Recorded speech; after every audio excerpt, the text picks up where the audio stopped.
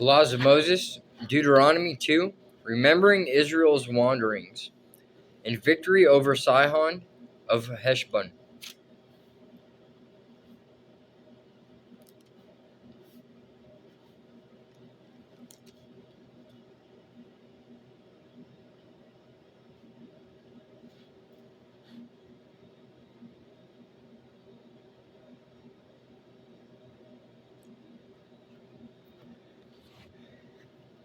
And actually, Deuteronomy 3 is victory over Og of Bashan.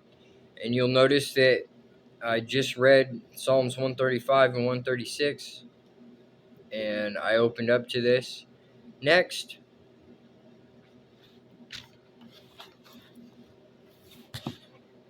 we're not going to do Deuteronomy 3.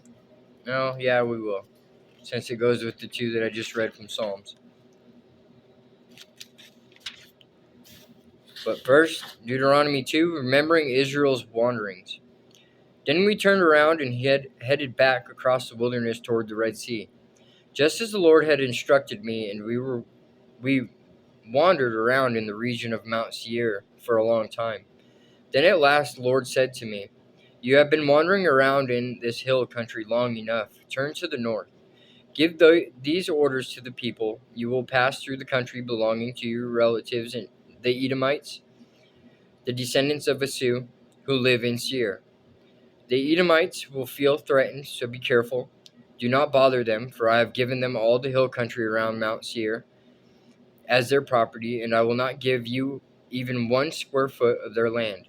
If you need food to eat or water to drink, pay them for it, for the Lord your God has blessed you in everything you have done. He has watched your every step through this great wilderness during these 40 years. The Lord your God has been with you, and you have lacked nothing."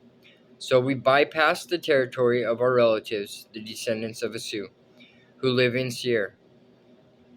We avoided the road through the Araba valley that comes up from Elath and Ezion Geber.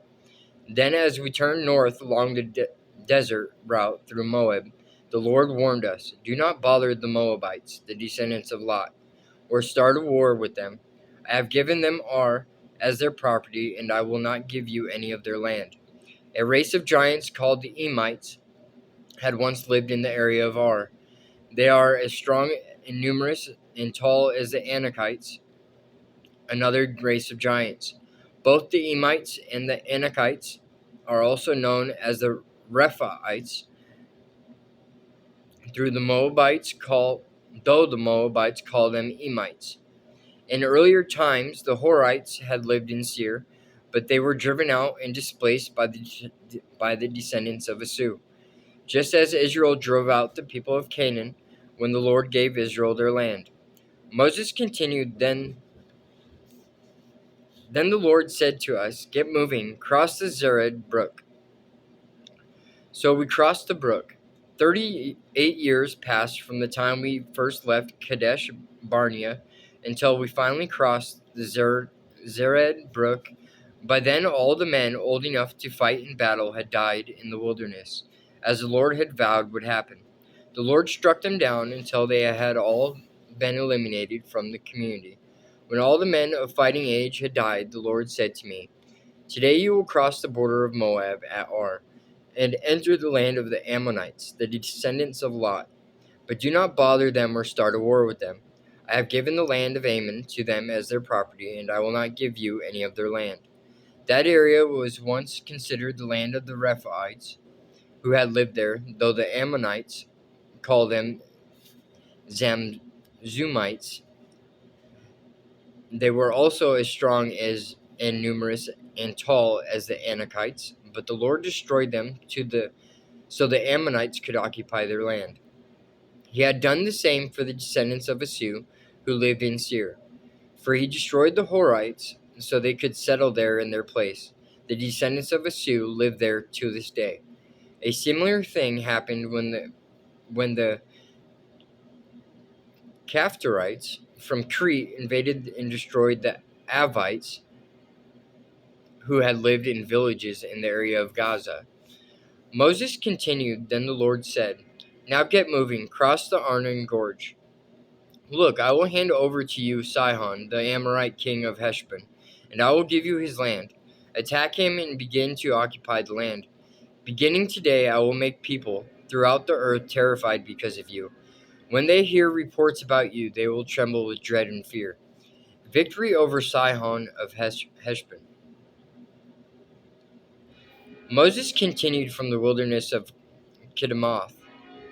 I sent ambassadors to King Sihon of Heshbon with this proposal of peace. Let us travel through your land. We will stay on the main road and won't turn off into the fields on either side. Sell us food to eat and water to drink, and we will pay for it. All we want is permission to pass through your land. The descendants of Esau who live in Seir allowed us to go through their country, and so did the Moabites who live in Ar. Let us pass through until we cross the Jordan into the land the Lord our God is giving us. But King Sihon of Heshbon refused to allow us to pass through, because the Lord your God made Sihon stubborn and defiant, so he could help you defeat him, as he has now done.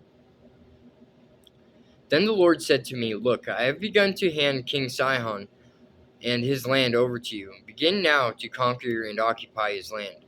Then King Sihon declared war on us and mobilized his forces at Jahaz. But the Lord our God handed him over to us, and we crushed him, his sons and all his people. We conquered all his towns and completely destroyed everyone, men, women, and children. Not a single person was spared. We took all the livestock as plunder for ourselves, along with anything of value from the towns we ransacked.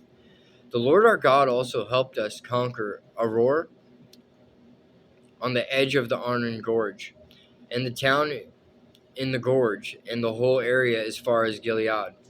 No town had walls too strong for us. However, we avoided the land of the Ammonites all along the Jabbok River, and the towns in the hill country, all the places the Lord our God had commanded us to leave alone. In Jesus' name I pray, amen.